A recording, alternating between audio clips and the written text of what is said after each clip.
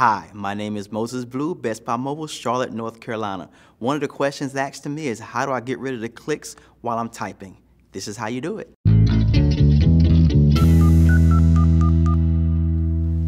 If you go to your settings, click on sounds, scroll to the bottom, you'll see keyboard clicks. If you'll hit that, and you see lock sounds, click on that.